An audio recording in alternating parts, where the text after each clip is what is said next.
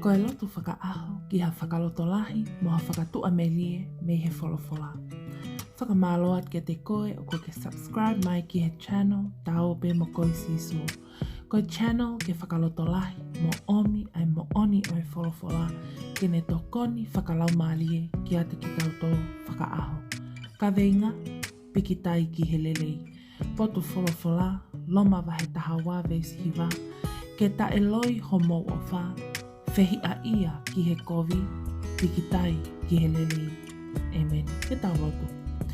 Ta mai, kou lolotonga whanonga ki he ngawe he lelue, peau ta utu kai si i tuu ai whine iki he tawa aki.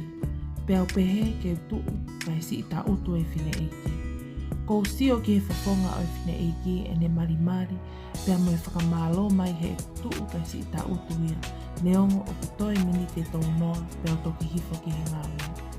Mō meniti e kusio ki he fie pea mo e ta utu fie malia e whine iki. Kou o ngopi, ua mole ai pe ai o mosia, pea mo e hela he āpongpong ki he whanonga ki he ngawe. Ia ko eni ia ai mea mahu ingataha, ke whai mo oni a eku ofa, mo pikitai ki he lelei. I ho hua whape siso kalaisi ko koe hoku whakamaui. Amen.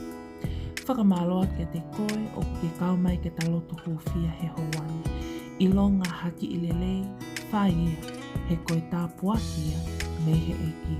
Lotu maupe ki he eiki, whainga maali ko toa peho a moui, pea e whakaai he eiki ho ngahi whia mau. Don't forget to subscribe for daily prayers of hope and encouragement from the Bible. Thank you and God bless.